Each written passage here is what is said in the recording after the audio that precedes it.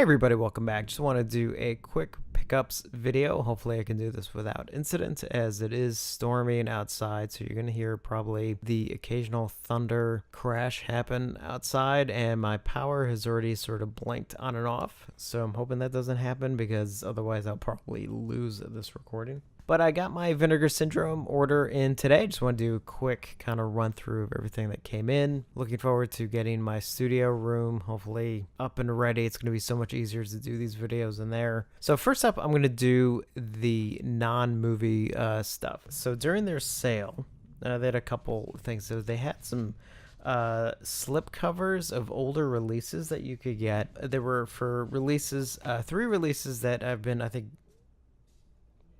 okay, my power just blinked. I think I'm still good here, so I'm just going to keep going. So these are releases that did not have slipcovers originally. So they went ahead and did, and these are, oh man, these are so nice. So first up, Raw Force. As you can see here, I'm going to try and angle it so maybe you can see, you know, like, 'cause there's a little bit of embossment. Look at the sword. Can you see the light kind of bouncing on here? I mean, the sword there and everything. And these are so nice. Here's the back of it. As you can tell, as I'm covering up the one character, I just love these. And this is Demonoid. So a little bit more subdued kind of thing, but still, I mean, you know, not too much on the back. Back is a little dull, but definitely the front is really nice. Another thing that was cool is that they did include clear cases, because I believe those releases were done with standard blue things, but they've switched, much like Criterion, like they now use clear cases for their releases. So they actually sent these along that you can swap out, which I thought was actually really, really nice. And obviously the one that's a little bit more involved is they did do one for Slaughterhouse, which you can see here. And this is like a literally like a box, because it opens up and then you put the movie in like that. So it's actually even a little bit different, but that way it kind of opens up. You got some gore there, kind of thing. It's kind of nice that they're going back and they kind of gave you the options. And I think there were just a couple bucks each. I think the Slaughterhouse one was a little bit more because I was a little bit more involved. But the other 2 were not too bad. Sorry, as I turned my head, I sort of went off mic. And I kind of went back and forth, but I decided to actually get this because they have shelf dividers that have their logo on it. And they have 2 different versions. One is kind of a thinner one that you can sort of slide into between 2 titles. And another one was sort of this really big, thick one. It's still in the plastic. I should probably take it out of the plastic. Let me take it out of the plastic. So this is really nice. Really good weight to it. It's obviously made out of wood with the etching in it. And you see Vinegar Syndrome. And the nice thing is that it gives you 2 options depending on how you want to display it. So it's obviously has sort of a darker one with a lighter lettering, and then obviously the opposite on the other side. So I kind of really dug this one. Was a little bit more limited than the other one. I think the other one is just an ongoing thing, but this one I don't know, it kind of stuck out to me. And again, because I have a shelving unit that is almost all Vinegar Syndrome, I think outside of one shelf. And even then, I might have to change that. As you'll see here, there's a lot more Vinegar Syndrome that has come in. So I just thought actually maybe at the very top, it would be cool to have something like that, saying, you know, basically that this whole unit is Vinegar Syndrome. All right, so let's just jump into the titles. So real quick, I got these I actually were not aware of. I don't know when these came out. It probably says on the website, but the website currently is offline as they're recovering from the sale. And these are actually DVDs. Now, luckily, I believe the covers are not overly graphic. But these, I'm going to see just real quick. As you can see there, I don't want to leave them up for too long, just in case. Don't need some weird strike on it. One is All Night at the Pono, and the other one is All Night at the Bizarre Art Theater. Pono one. So these are, so back in the early 70s, possibly late 60s. Early 70s for sure. A lot of the sort of like adult bookstores, they would have a setup in the store almost like a makeshift movie theater, which was basically, I think, a couple like folding chairs and basically a 16mm camera. What was done is that you had all these sort of very low budget shot on 60 millimeter films that they would show as sort of a enticement to come in, pay to see the stuff, and obviously buy things as well. I mean, again, this is obviously long before home video. So as far as these two releases go, they have, they were able to find all these old 60 millimeter prints of some of these bizarre movies. I should call them movies. So this one is obviously hardcore adult ones.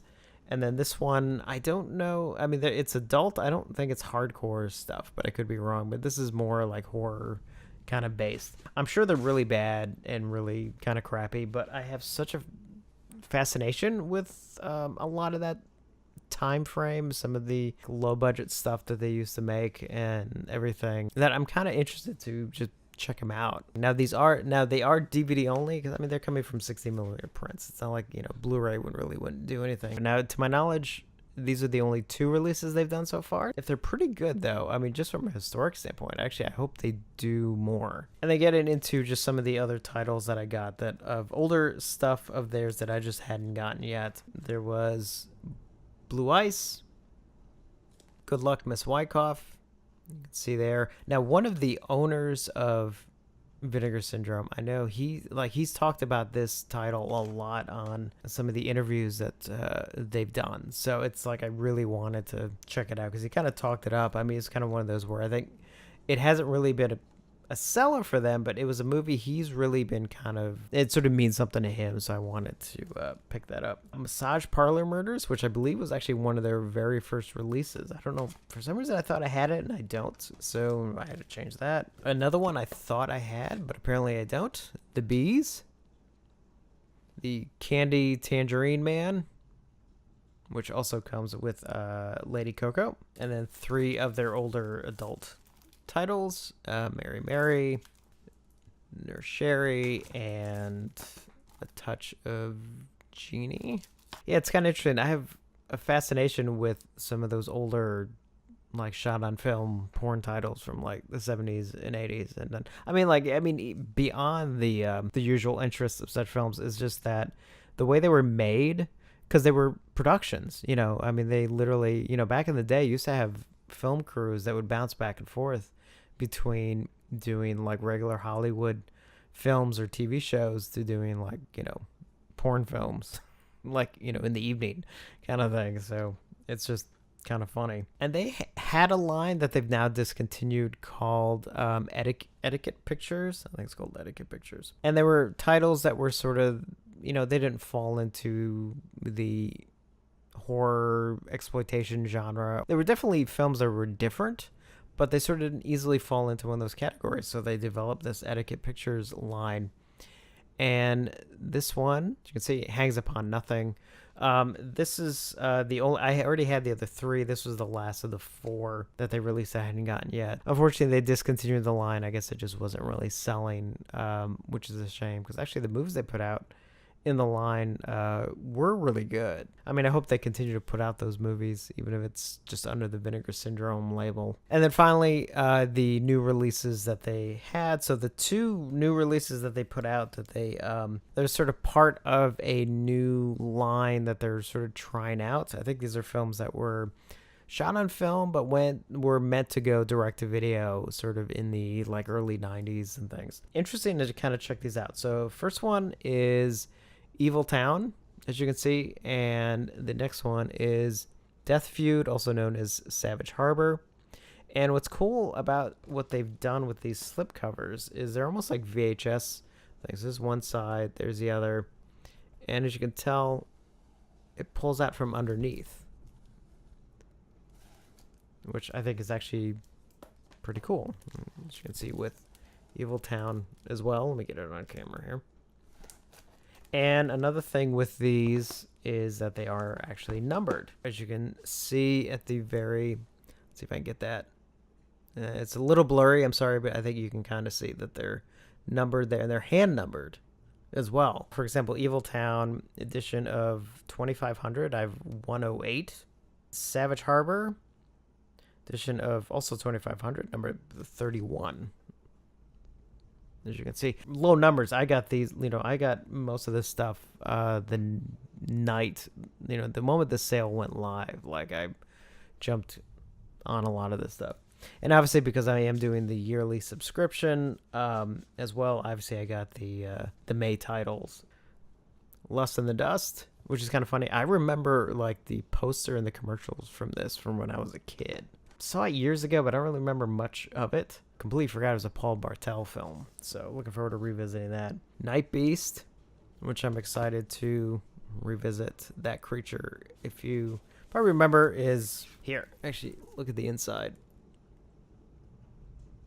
I'm sure you probably remember. Some of you may remember that. So I think the VHS cover had the that creature on it. And then Satan's Slave is one side. There's the other, again, with these amazing Vinegar Syndrome slipcovers. I swear they do the best slipcovers. And then finally, Mountaintop Motel Massacre. And there's the back. Look at the inside. I think I can show that without incident. Mountaintop Motel Massacre. All right, and that sums it up. Now, they did release a very awesome looking poster that was sort of like a special print thing that they did that I really, really liked. Now, that is shipping separately, so I haven't actually gotten that yet. I'm hoping to get that maybe next week. So this was quite a haul on Vinegar Syndrome stuff. So I'm hoping I need a little bit of a break. As I'm recording this video, we're hours before the Severin sale. Now, I think I already have most of Severin titles, so I think I should be okay from that sale. There might be like one or two things. I think overall I'm good. But yeah, oh man. I spent a lot more than I was expecting to during this sale. So, but as you can see, I got a lot of great stuff. So, did you get anything during the Vinegar Syndrome sale? If you did, let me know in the comments below, or if you did a video of your own on it, definitely kind of link it so I can go see it. And the storm outside is picking up, so hopefully before my power goes out again, I'm going to stop this video. So thank you for watching, and I will see you on the next one.